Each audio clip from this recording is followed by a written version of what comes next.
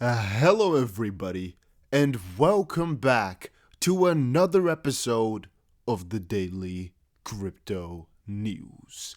My question of today is: has your opinion on crypto changed in the last 2 days? Please head over to Twitter as well and press the retweet button because I want to know from as many people as possible.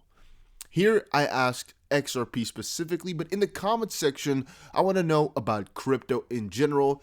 Has anything changed your mind? I mean, if we're realistically talking here, this is basically what the market is looking like right now. It is about as obvious and and as normal as an orang-utang. And that's all I can say about it, guys. This is exactly what's going on in the market right now. Complete ape, complete monkey stuff. It is crazy. And that together with all the FUD, like I explained previous video, with all the uncertainty, which is of course a part within FUD, but you guys get what I'm trying to say. So here I want to briefly dive in a little bit further into the S&P and what I think's going on with that, where later on today I'm going to be telling you guys what I think is going to happen tomorrow to all the prices. But here I also want to dive into what has changed over on Ripple's front. We got some JP Morgan stuff, some R3, and I guess all in all, some cool stuff to talk about. Guys, check out the Growth Masters Academy. I really recommend subscribing because I think it is a cool channel, and I made all these videos just for you guys, which I think is worth a watch. Alright, so check them out. You're not going to regret it. Start with the first video here so you have a good idea of what's going on. Having said that, some people have asked me about this theory. I think most of you guys know what theory we're talking about here. And all I'm going to say is there may be something bigger at play, but it's very hard to say exactly what's going on and what's going to be happening. But whenever I ask the XRP community and a couple of people in here, a lot of them are saying that Trump is still going to win. And again, guys, on the channel, I do not want to take a side, but I've also seen a lot of comments say they are delusional. Now, a small part of me not taking sides is because I don't get the US system, where right now there's somebody kind of elected by media and later is the real one. Please don't tell me about it in the comment section. I would rather stay ignorant at this point so I don't take any sides for YouTube. But all I want to say is, if you have any doubts, you're like, okay, this person has won but I don't like it, or this person hasn't won and I want him, or something like that, I don't like it. Just wait, all right? Just wait and let's see what's going to roll out, as I'm sure there's still a lot of stuff, a lot of backlash that is going to be coming from this, and exactly what theories are correct and which ones aren't, that is still to be determined, all right? We cannot with certainty say yet which of these parts are really true and if they are just ridiculous or not. I do not want to take a good stance on that as well. He says, though, XRP Yo-Yo, it's not over, Trump will win, the best is yet to come. And again, I don't know how that works. I don't know if that is even possible. I don't know if that will happen. However, people got really angry with David Schwartz and Brad Garlinghouse, again, two core members of Ripple, as they've both been putting up a couple of statements, all right? They've been putting up a couple of statements, and I've been seeing, all right, a lot, like hundreds of likes on tweets that say, let's jump the ship, or let's not support these, or I've lost respect. And if you just look over David's profile or even that of Brad Garlinghouse, you'll see a ton of people say, man, what have you become, or things like that. And again, I don't know if it's all justified. I won't even quote, but I do know for a fact that this question right now is actually really important, as even though many people have lost, quote unquote, their faith in these founders or these CTO and I guess important key members, overall, 85% of the people that, again, I've surveyed right now, which, again, we'll get to more as we just started about a couple minutes ago. Yeah, still 85% or so has not changed their mind, so nothing much has happened. Keep in mind, a lot of these are still haters. Like, it's not like everybody in this has a positive idea of XRP that might have changed. Some, of course, are negative, but you guys get the picture, all right? A lot of people are still exactly like they were before, so it's not like everything is certainly different. It's just that a lot is going on right now. People are heavy in their emotions, and that stuff we're seeing in the market once more. However, on Twitter, it's a lot easier to show people your emotions and stuff like that, right? So, yeah. Now, some good stuff, though, because, I mean, why should we be all negative? I mean, I got the orang-utang in there already. And by the way, if you are enjoying these episodes, make sure you press the like button and subscribe. It helps me out a ton. And some of you guys said, say it's for the algorithm. So, yeah, if you press the like, it is for the algorithm. Now, 39 firms have applied to offer crypto services under new regulation, says Dutch Central Bank. 39 companies have applied for registration with the Dutch Central Bank to provide cryptocurrency services. The regulator told news.bitcoin.com they include crypto exchanges and custodial wallet providers. Dutch Central Bank, the Nederlandse Bank, begins registering crypto service providers. And you guys want to know a fun fact? I actually worked for a little bit at the Nederlandse Bank. I don't know if I really told you guys that on the channel. I think I've mentioned it once or twice. Not a really important role, but I was there, all right? Nobody has ever talked about crypto with me, but you guys get the picture here. Now, it's actually pretty cool that they're so forward-going with all of this, you know?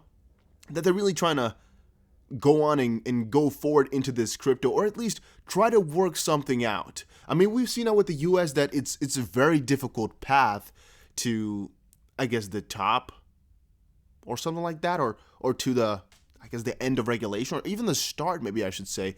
To start regulation properly is already very, very difficult. But the Nederlandse Bank has opened kind of some applications, of which they got 39. So, you know, they kind of said like, hey, we're going to try something out. Who wants to join? 39 people applied, or 39 companies. And so they're going to try something out. What exactly will come from this? We don't really know. It's all about money laundering, though. That's the biggest problem that everybody's been seeing. And if you actually have checked out a lot of these interviews, a lot of the guys that are regulators or that are talking about regulation always come back and say that Bitcoin is for criminals, or crypto is only for illegal activities and things like that, which is completely dumb and not really founded. I mean, it used to have a good role in the community and in the use case, but that has long faded, long past, all right? A lot of stuff, I'm going to say something really bold here, all right? Crypto is most likely not even 1% of all the illegal money trafficking around this world. If you guys get the picture right there.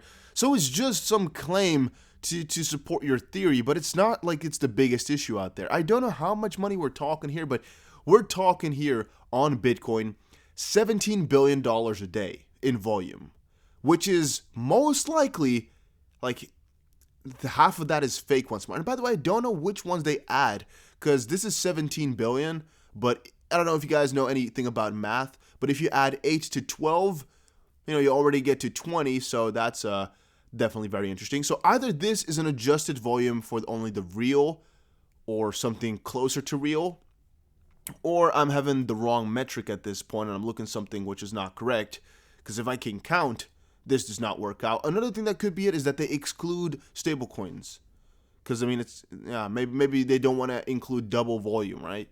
Because it would be kind of double. Maybe that's the picture. Maybe that's the idea. It's only like Bitcoin to Tether, Ethereum to Tether, and then that's the, yeah. So I guess they probably just excluded the stable coins or the direct pairs from one another. It's just one direct pair to, for example, USDT. Okay, that's actually making a lot of sense if that's the case. But what I'm saying here is this is 20 billion, all right, of which most likely 10% is real. So let's say about $2 billion every single day. Of that 2 billion, let's say maybe a 50th, maybe a 20th. Let's say a 20th is really illegal trafficking. You guys get the number right there? Then compare that to what's going on in the bigger world, right? How many trillions a day? 5? Let's pick just 5, whatever, it doesn't really matter. 6.6 it is. Let's pick $6.6 trillion a day. If you do your math correctly, it is most likely so that illegal money is at least 100 times bigger in the normal fiat markets than in crypto. All right, so they're just trying to show it because relatively it may be a lot or something like that, but it's not like it's really the biggest part of crypto. I don't have the real statistics, but I think that's objectively seen true. All right, logic kind of suffices, I think. Now, JP Morgan says institutions are ditching gold ETFs for Bitcoin. It is fun, in my opinion, to see how JP Morgan's opinion on all of this has really drastically changed over time here, from being quite bearish to really, really bullish on crypto, which is just another, I guess, bullish indicator for all of us in the crypto space that these guys, and when I say these guys, I mean the bigger institutions, are going to be coming in. Gold at this point is doing extremely well, and whenever people are talking about it, I think I see it positively.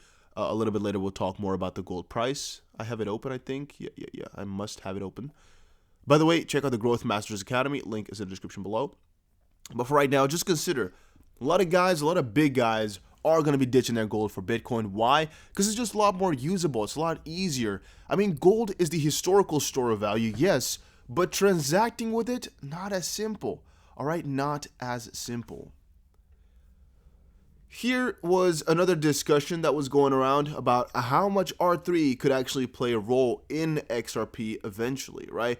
And I actually like to sometimes think about what R3's connection is to XRP, which we're not going to cover here, but the fact that we should include that there are more partners of Ripple, directly or indirectly, that are pushing for either crypto regulation or DLT normalization, more specifically, but in that sense also to make XRP more accessible or more usable.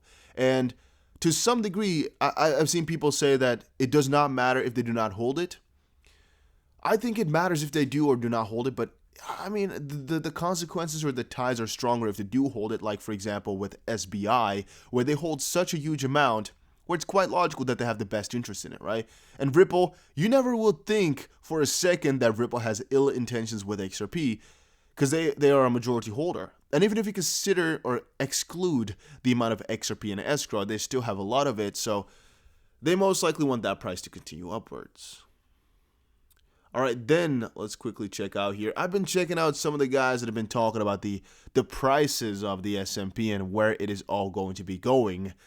Some guys have actually stated we're going up. All right, I told you guys tomorrow is going to be crazy. Why? Well, even though maybe the prices of the stock market won't be going crazy, the panic will be at an all-time high because it's going to be the first day after the election was kind of done by the media. All right. So it's definitely going to be a very, very crazy day. And here the speculator says we're going to be going up, which is definitely an interesting opinion. This one says here we're going down for the meantime here for a couple of days, and then we're going to be going up. SPX to fill the gaps and take off then. Last chance to board rocket to Mars. The channels are acting as resistances and support. And this article said here what a Biden administration means for business. So in general, it's actually very important to look at and understand what the bigger consequences are and why businesses could be bullish or bearish on, I guess, either of these two guys becoming the new president, right?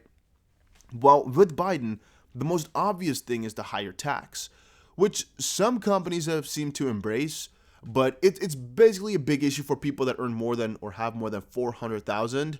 If you scroll down a little bit, here it is. Biden would increase personal taxes in multiple ways, starting by raising the top marginal income tax rate from 37 to 39.6. He also increased Social Security taxes on income over $400,000, tax capital gains as ordinary income on income over $1 million, and reduced the value of itemized deductions for taxpayers with income over $400,000. He'd increase or create tax credits for those with low incomes. The guiding principle, he has said, should be we must reward work as much as we've rewarded wealth. So again, it's strengthening the labor side, which means, the lower class. Sorry if I'm saying anything that sounds aggressive to you. I'm not trying to insult people at all.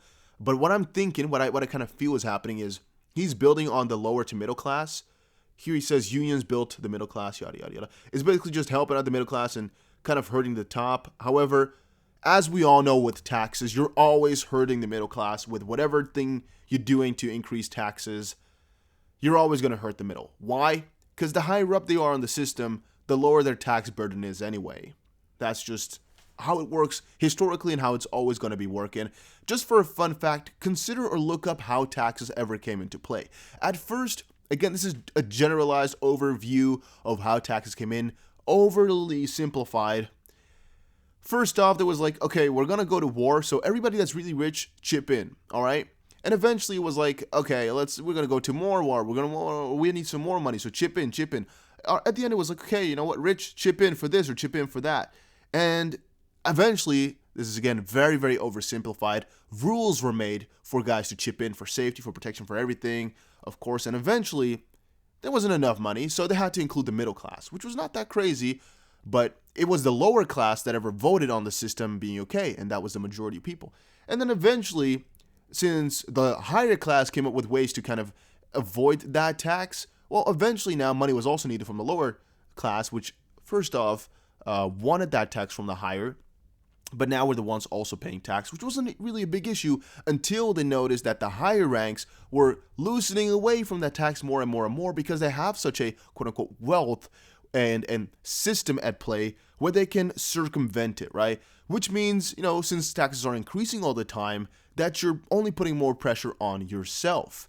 Now, with a progressive system like we're talking about here, it is not shown that easily or that heavily. However, since progressive tax always, or I'm going to say 95% of the times, or maybe even 99, comes with also a higher expected tax or more tax that they can also spend on some other things, eventually more lower class people will pay different taxes, or maybe your company or your boss has to pay a higher tax, or you're getting less of a cut now, or maybe you as a self-employed person will now, I guess, get a little bit less because there is a little bit less in the system.